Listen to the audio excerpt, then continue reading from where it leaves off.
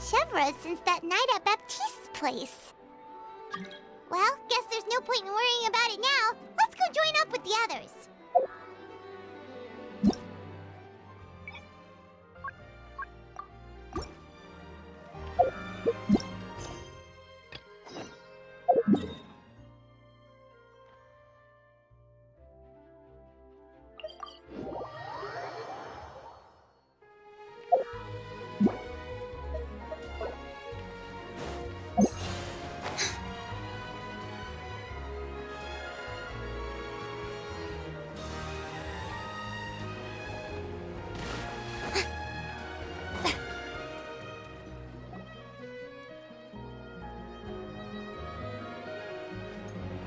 Good morning! Hayaka and I were just talking about you. Is Chevra still not joining us today? Probably not. We haven't seen her either. Huh? That's such a pity. Director Farina said that we've only got a few small scenes left before wrapping up the entire thing. She even said that she'll get me into a couple scenes so everyone will have a chance to shine in front of the camera. We were also planning on having a victory feast once we're all finished filming. You can join us, right? If only Chevros was here. I still haven't taken a photo with her. I'm afraid that can't be helped. Those special patrol folks are like phantoms when they've got a case on their hands. But to be honest, I'm even more concerned by what I read in the Steambird earlier this morning. It said that the killer in the murder case was none other than the author of the Two Musketeers. Oh yeah, I heard about that too. He came forward and confessed his crimes, but gave no explanation as to why he pulled the trigger. We didn't know about this case at all when we joined the film. Is it going to affect the reception of our work? From a pure publicity standpoint, this will draw a lot more attention to our film. I have to say, though, that no director can be perfectly comfortable with garnering attention through means other than artistic skill. To be fair, I feel like that ship sailed the moment you allowed yourself to be named as the director on our posters. It's not my fault that I'm super popular. What was that saying again? My popularity has, Sunk to an all-time low? spread to the four corners of Teyvat.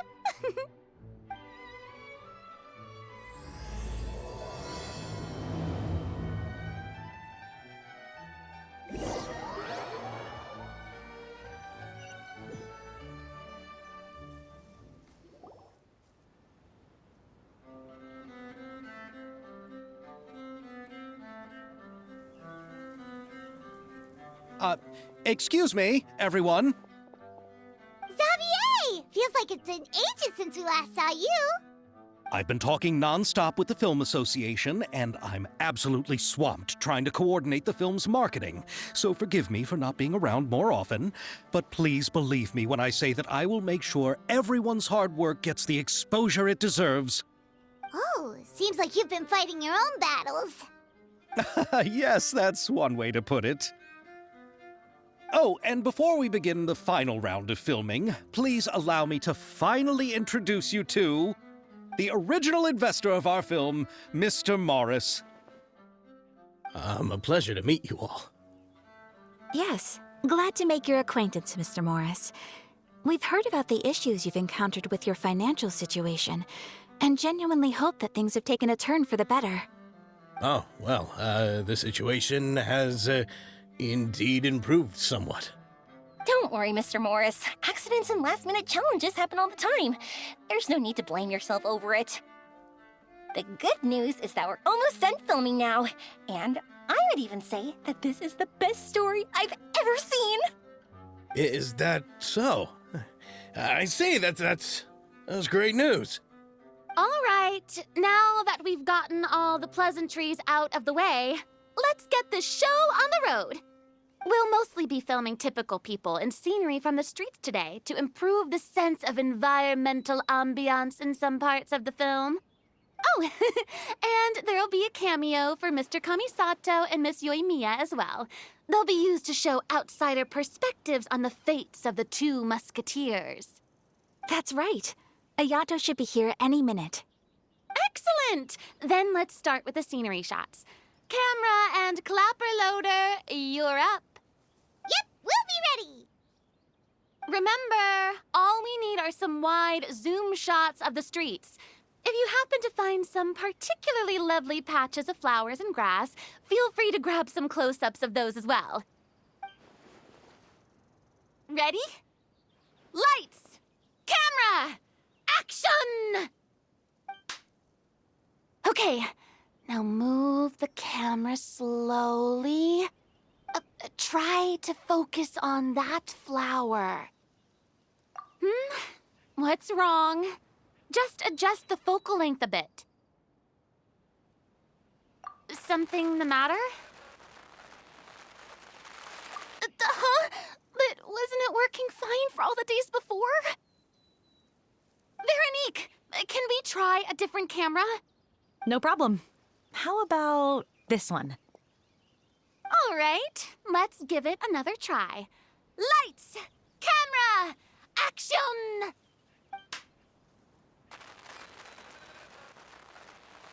Don't tell me. This one is broken too? Veronique, do we have any other spare ones we can use? I'm afraid we only brought these two today. What? Then go find a workshop to get them repaired right away. Oh, and you too, Bono. Go find our spare camera in the warehouse and bring it back to the set. On it. Greetings, everyone. My apologies for the delay. Is something the matter, Ayaka? It seems like there are some issues with the filming equipment today. We're stuck for the moment. I see. Well, let's not just stand here twiddling our thumbs. Actors, to the makeup booth. We'll start on the next scene as soon as we get a working camera.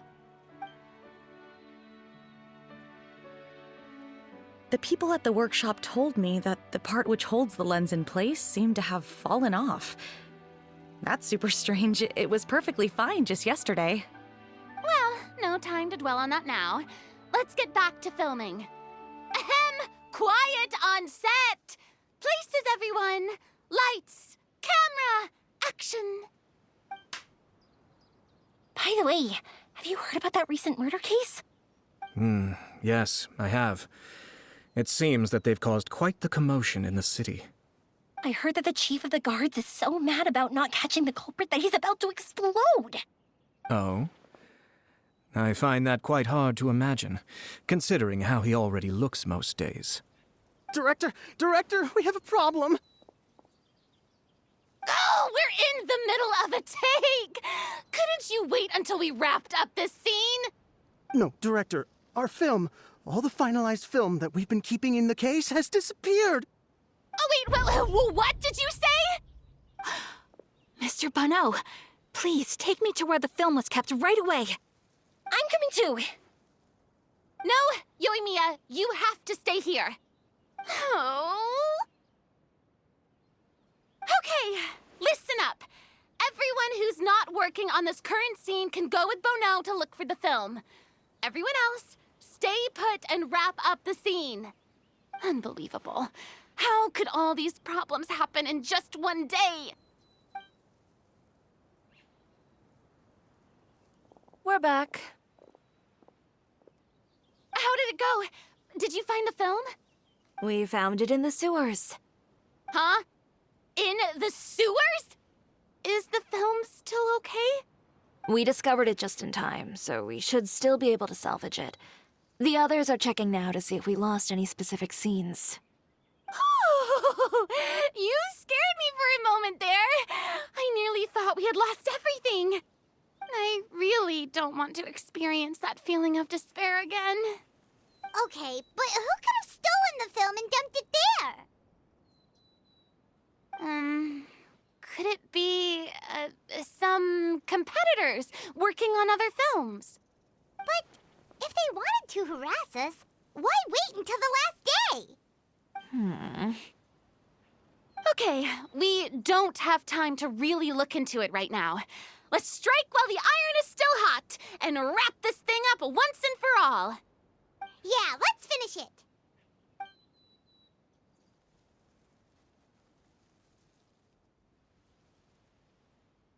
I would like to officially announce that our entry to the festival, The Two Musketeers, has now concluded filming!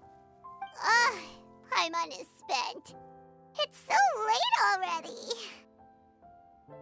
Even though the filming process proved to be extremely challenging, everyone provided valuable and unique contributions to the final product. Thank you all for your dedication and support. And just like Director Farina, I would also like to extend my most heartfelt thanks to all of you. Really, you've all helped me so much. All right, let's save the awards speech for later, and hopefully also get some rehearsals in before the real thing. Anyway, now it's time to party! Let's all make our way to the beach and have a celebration feast so loud and fun that even the blubber beast will want in. Party, party! Paimon wants to party!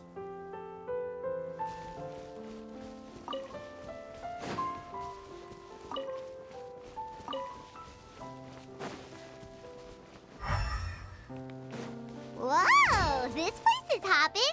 Everyone's finally getting to relax after wrapping up the film. Let's go chat with someone. Have you ever seen a fireworks show, Mr. Morris? It's pretty amazing. I'm afraid I haven't, but I'll take your word for it.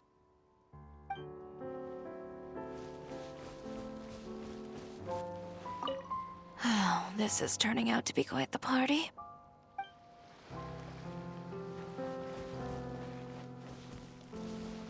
I was thinking, if this film turns out to be a success, could I ask the two of you to stay and be a part of my crew?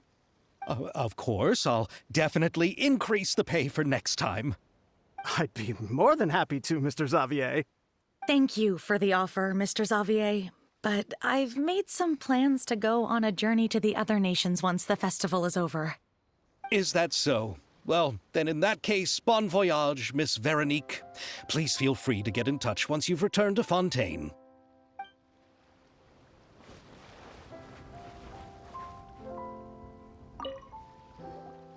Farina! Oh, my darling clapper loader and camera operator. You've both worked really hard. Paimon thinks you worked even harder than us. Honestly, Paimon was getting a little tired of playing with the clapperboard by the end of it. Worst of all, Paimon started having dreams of you shouting, "Lights, camera, action!" into Paimon's ears. The actual dream can't even start until you've yelled that. Hey, if anything, shouldn't I be more grand and delightful than your dreams? We've been through so much together, and that's how your brain remembers me? That's not Paimon's fault. We've just used the clapperboard too much lately. Anyway, what's most important is that we've wrapped the film. I'm pretty confident that we'll take first prize. Hey, no need to mention the official name. Wait, now that you mention it, if we did win the prize, would Farina just get a statue of herself? Come on, I don't need that kind of attention. Xavier can accept the reward on our behalf.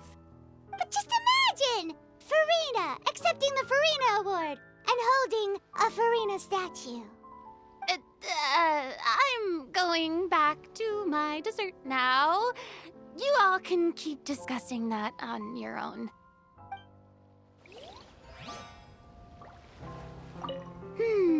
What kind of dessert should I try next?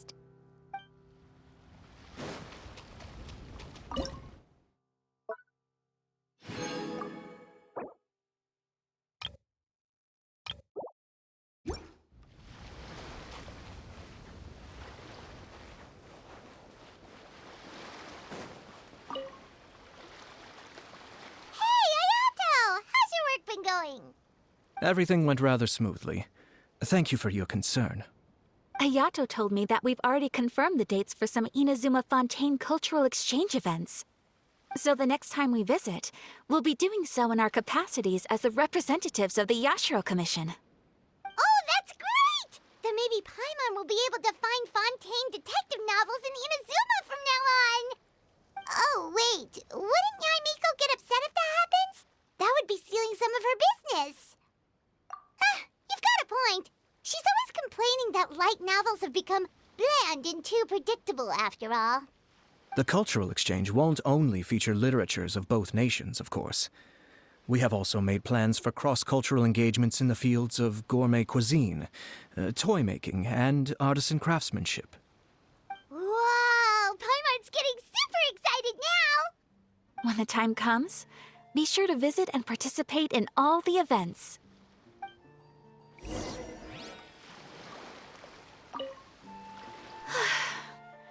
I wish we could have spent some more time here.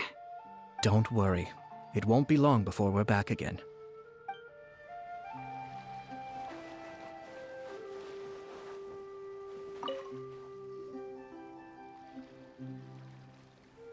Chiori! Hey, you two. Are you not really into these kinds of big social occasions? Not particularly. But this is still better than Fontaine Fashion Week. But if this film becomes a big hit, people will definitely come flocking to your shop. Yes, that's highly likely. As long as the film can premiere as planned. Are you still worried about the case? That and all the obstacles we had to face today. You're right. It's as if all our bad luck just manifested at once. But why today of all days?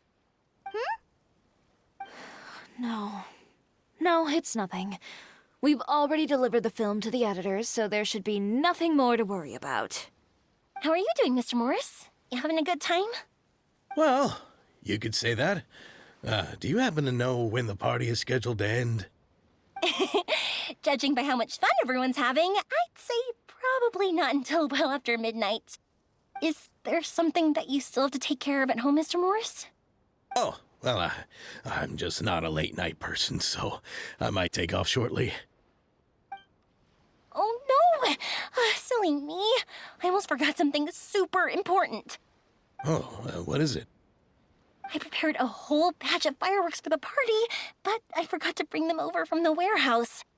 Fireworks, you say? Well, that's, truly a pity. Sorry things didn't go as planned. Could you help me carry them over, Mr. Morris? I won't be able to fetch all of them by myself. Me?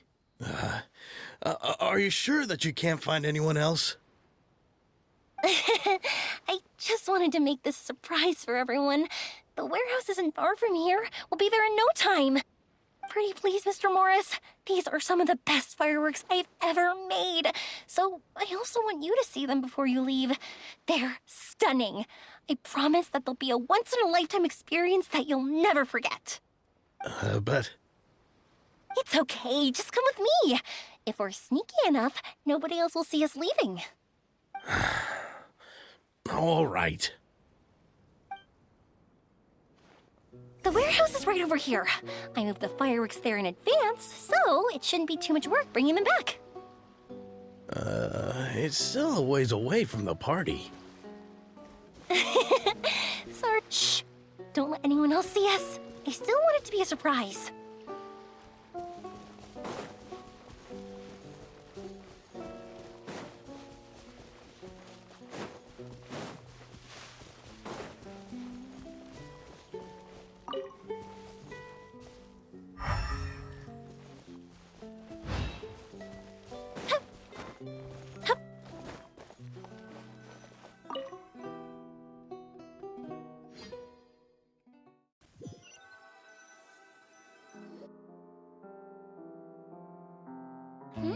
It's dark in here. Wait here, Mr. Morris. I think the light switch should be somewhere over here. Why did I have to get roped into this? What was that?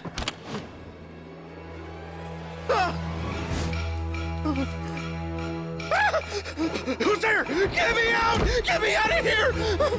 Did you really think you'd get away, Morris?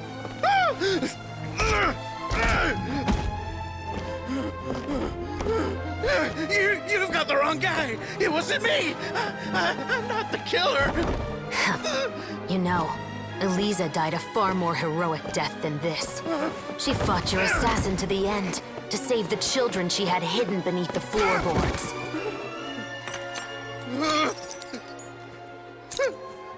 That is Eliza's pendant. The one with a photo of you two inside. The one you gave her. Ring any bells? It's a fake! It has to be! There's no way! No way your assassin didn't destroy it, you mean?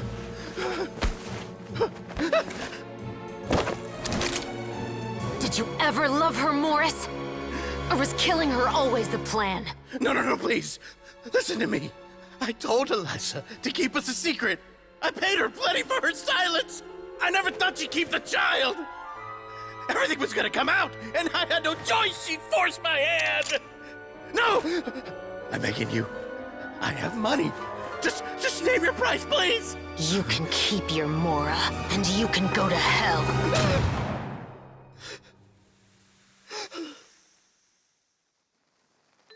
I'm Captain Shovraz of the Special Patrol.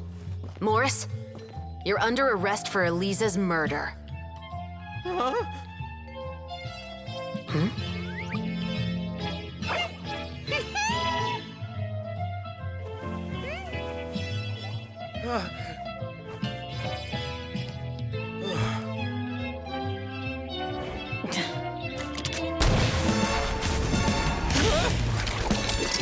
You're under arrest too, prop manager Veronique. Or perhaps I should call you the second musketeer.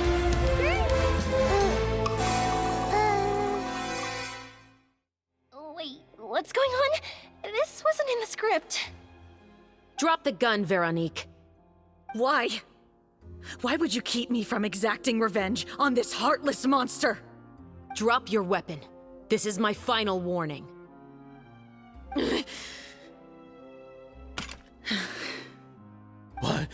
What is going on? Do I have to spell it out for you, Morris? Everything that took place just now was staged to get you to confess the truth. But this last part is all improv, of course.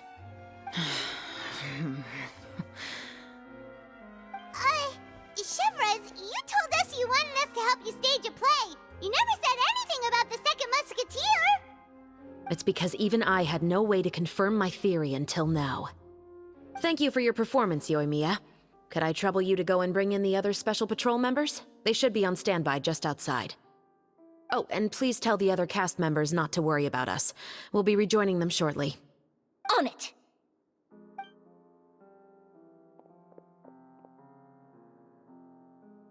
So what do you think, Morris? Care to talk about what happened 20 years ago? My patience is limited, you know. Don't force me to take you back to the interrogation room. I'd wager that you wouldn't last for more than a minute in there. With the recording we made, you have no chance of winning in court. Cooperating with us now is the most practical move. All right. I'll talk. I hired an assassin to murder Eliza. She once worked as a maid on my family's estate. She was very beautiful, and after some time I fell for her. We kept our relationship a secret and carried out an affair for some time, but it wasn't long before she became pregnant. And if my parents ever found out, they would have stripped me of my inheritance and status, driven me out of my home. I also didn't expect Eliza to insist on bringing the pregnancy to term. She even asked me to leave my family and travel far, far away with her. She believed that you were truly in love with her. I didn't have a choice. I gave her a large sum of Mora, told her to leave the family and to get rid of the baby. But then years later, she sent me a letter. There were photos of 2 children, and she even asked if I could find some time to visit them. Huh? 2 children? Paimon thought Baptiste was the only... you mean... Even if she had the children against your will, you could have just ignored the letter entirely. Why kill her? I had just gotten engaged to be married to an heiress from another wealthy family. So if anyone were to find out about Eliza, my life would be completely ruined. I didn't have a choice. No. You always had a choice. You just made the wrong choice. Again. Do you know how it feels to watch your mother be killed right in front of you? My brother and I were hardly even school age yet. We were hidden beneath the floorboards, grasping each other's hands like a lifeline. We were so terrified that we didn't even know we could ever take a breath. All we could do was to watch Mother try to fight back, and then collapse to the floor. Even after the assassin left, we were still too terrified to leave our hiding spot. We thought that he might come back.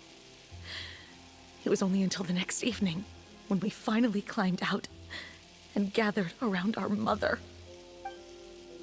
But she had already become cold and stiff to the touch. You made up your mind right then and there to bring this case to light. Not only that, we resolved to get our revenge. And that's why you became the Musketeers. No, that's why I became a musketeer. The man from before was also killed by me. My brother had nothing to do with it. I figured as much. You did? I once told these two that he didn't look like a killer to me. His confession from that night also rubbed me the wrong way. I think what really tipped me off was, how could I not feel a sense of regret in him? Huh? He confessed faster than any criminal I've ever met, but he didn't say a single word about you. He insisted that he was the sole perpetrator in the case. But after the questioning ended, I disassembled the musket we dug up from his backyard, put it in front of him, and told him to reassemble it. Wanna guess how far he got? He had no idea where to even start. He's never touched a gun in his life. Based on that, I determined that he was not acting alone. He only surrendered himself to draw our attention and create a moment of opportunity for his partner. So, I decided to play along. And as expected, the second musketeer followed us without hesitation once she saw Morris get separated from the rest of the cast. Besides, why else would he call the novel The Two Musketeers? But how did you know it was Veronique? I figured it out the moment Baptiste told me his father's name. That so-called financial crisis was all just a ruse. He just wanted to sign up as the investor and then leave the film without any source of funding.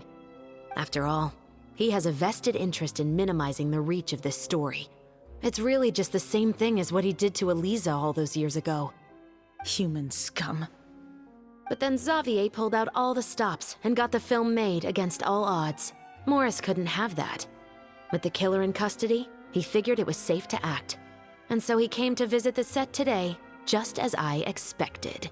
Wait, so you were behind all those mishaps today? As for the identity of the second musketeer, I assumed they'd probably stay close to Morris and look for an opening. And if they already knew that Morris was the film's investor, then that narrowed the list of potential suspects as well. Furthermore, being the props manager would allow the culprit to avoid scrutiny by purchasing mechanical parts in the name of the crew. With that hypothesis in mind, I went back to check Baptiste's orphanage adoption records. Guess whose name I saw on the same page, just a few lines from his. My brother. He trusted you. As in, he trusted me to perform the deed on his behalf? He trusted you to stand on the side of justice. I am. I thought you could do it as well. Oh, the look on your face when you told him to go to hell. I really thought you'd put a bullet in his brain. You know what he has done. Are you telling me that you'd rather see him spend the rest of his life living like a king in the fortress of Meripede? I will never be able to forget the feeling of my mother's cold, lifeless hands. And you would call this ending fair? Is this what you call justice? I won't lie, Veronique. I did hesitate when your brother first told me about the truth. I wondered. I agonized over whether I should really put a bullet in his head. So why don't you? Because that should never be how justice is carried out in this world. Perhaps, to you, justice is simply reciprocated. An eye for an eye, and a life for a life. But everyone has their own understanding of justice. If everyone were to pursue their own definition of it, there would be no more order in this world. Today, you'll kill Morris, and tomorrow, his children may come for you. The world cannot render judgments based on a desire for revenge. That will only lead to a cycle of revenge, as well as the destruction of order and civilized society. Fontaine is founded on a set of laws and a standardized code of justice. That is why we are the nation of justice. But with all that said, I will promise you this. Morris will not lead a cushy life in the fortress of Meripede. Chevreuse, the rest of the special patrol is here. Thank you so much, Yoimiya. Letelier, Terena, please take them away.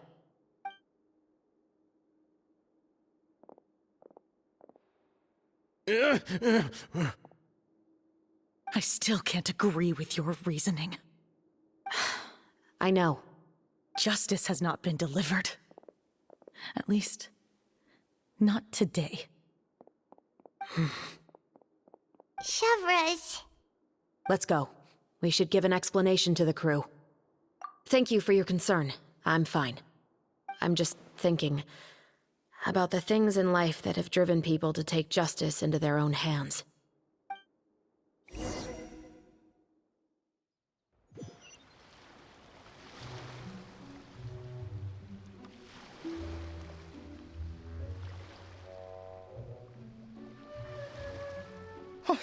Who would have thought Morris would turn out to be... I'm at a loss of words. How could he have done something like this? I'm just glad that you're all safe and sound. Who knew that such a labyrinth of cases would be behind this story? Well, what should we do now? We have a finished film, of course, but should we still go ahead with the premiere? What do you mean? Shouldn't you be even more motivated to spread the word now that you've learned the truth? Chiori is right. I'd also like more people to see this story for themselves. But the real ending of the story seems to have deviated somewhat from the one in the script. Is that still acceptable to you, Miss Chevreuse? The call is yours. We still have time to reshoot an ending if that's what you'd like. No, it's fine as is. I like what we have for the catharsis. Romanticism is what gives works of art their appeal. Fiction is able to explore means of restitution that could never work in real life. Just like the real world, the world of stories also has its own set of rules and justice. These different possibilities are what initially drew me to reading in the first place. Sounds good to me. I support your decision. What about Veronique? Will she be okay? She will soon face her judgment alongside her brother and Morris. If I had to guess, they'll probably all be sent to the fortress of Meripede. I'll make sure to give Risley a heads up about it. Oh, you mean that kind of heads up? Exactly. Ahem. All right, then the matter's settled. Now that everything's been taken care of, there's no reason for us to keep looking all gloomy and grumpy. Let's get back to the feast and enjoy each other's company. We'll be starting the post-production process tomorrow. You should join us, Chevreuse. You missed the first few hours of the party, didn't you? All right. Count me in.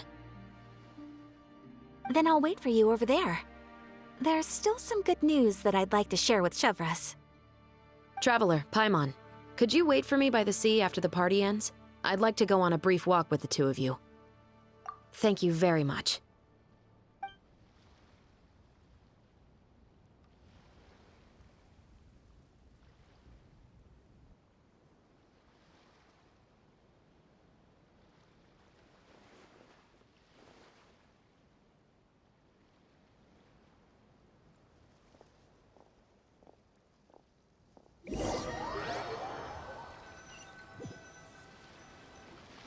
Sorry for the wait. Oh, we weren't waiting long at all. Is there something else you wanted to tell us? No, I don't have anything new to share. I just felt that since you were my investigation partners, I should have another conversation with the two of you.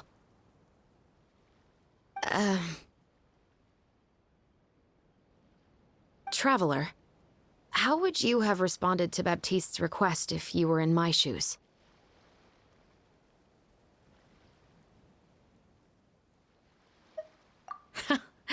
Just like the protagonist of the story, huh? Can't say it doesn't suit you. When I was young, my father often took me here to swim. We'd come rain or shine, even when it was freezing cold. He told me that swimming was the best activity to train one's strength of will. You could never give up before reaching the shore, especially when the water was cold. Oh? Why's that? Because the moment you give up would be the moment you die. At that point, I still hadn't received my vision. One winter, the chilly wind felt almost like knives on my skin, and the seawater was so frigid that it numbed my toes the moment I stepped in. I cried and begged my father to spare me from having to swim across, but he wouldn't listen. He used to be a member of the Special Patrol as well. You could say it was his way of educating his children. That sounds awful. When he saw that I wouldn't stop crying, he just picked me up and tossed me into the icy water. The bone-chilling cold took away my senses. I couldn't feel anything but fear and rage. I waited for my father to save me, but one look and I knew he'd already started swimming for the opposite shore. I realized that if I were to give up, I really would die right then and there. I used all of my strength to try and catch up to my father. Those few minutes felt longer than my whole life up until that point. I did, however, make it to the other side. I've never felt afraid about anything in my life after that, nor have I ever cried again. That way of teaching would have never worked on Paimon. Yeah, I don't think that was the right method for anyone.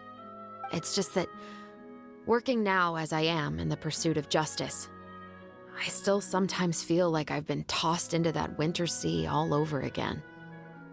The anger and the helplessness. Chevreuse. But the worse I feel, the more I know to never give up. The alternative would be to forever lose myself among the waves. Anyway, how about a race? Neither of us will drown, but we can still see who swims faster. You guys go ahead! Paimon will grab the clapperboard to mark the start of the race.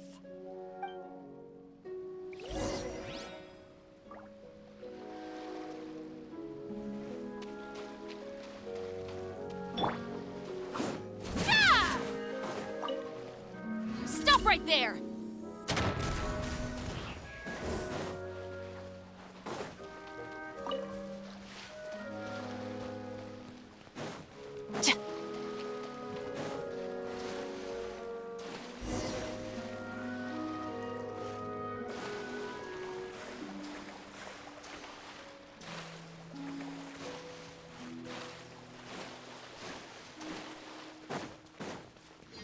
Final warning!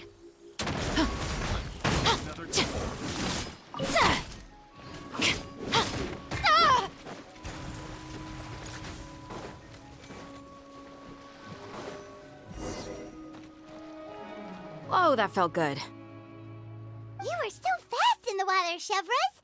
You were swimming even faster than Paimon can fly. So, about the Special Patrol, did you join because of your dad? Partly, but I'd say I was more inspired by the heroes I read about in stories growing up. Oh, so it's due to your love of stories. Of course, it was only after I joined the Special Patrol that I learned that truth is often stranger than fiction. Come on, let's walk a bit more.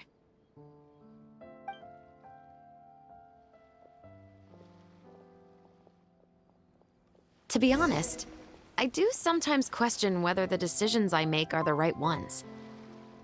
But I know that no matter what, I must keep swimming. Because the only thing I've got my eyes on is the shore in the distance.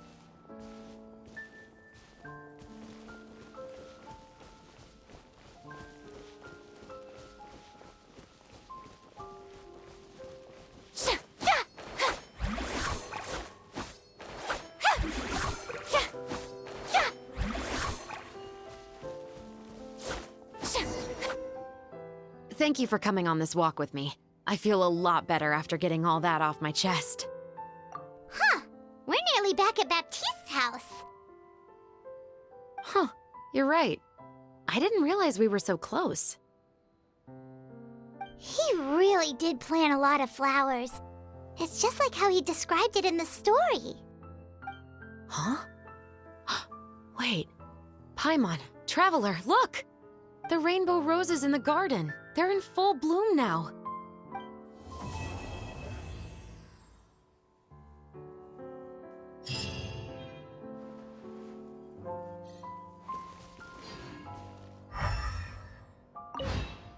Even though it's a bit late, I must thank you for investigating this case with me. Not on behalf of the Special Patrol this time. It's a personal expression of gratitude from yours truly. Oh, you want to hear more about my father? To be honest, I didn't spend that much time with him. He was always busy with his Special Patrol, so he would often return home really late at night. Some nights, he didn't come home at all. Once, he didn't come home for a long time, maybe a whole week or so. When I went out to buy food, I learned that he had become a criminal, and by extension, that made me a criminal's daughter. But we can talk about that another day. I actually have a lot of sympathy for Veronique and Baptiste. I can understand the hatred they feel for their father. But that doesn't mean I'll allow them to walk the path of evil, even if it might lead to another sense of justice. Films are different from the real world. They're a form of art and represent the wishes in people's hearts. I adore the two Musketeers, and I'm very happy to have had the opportunity to act the role as one. I can't wait to catch the film when it premieres in the Opera House. I'm looking forward to seeing the audience's reaction to the climactic ending. Thank you for looking out for me. I'll see you at the award ceremony. I'd be very surprised if we don't win.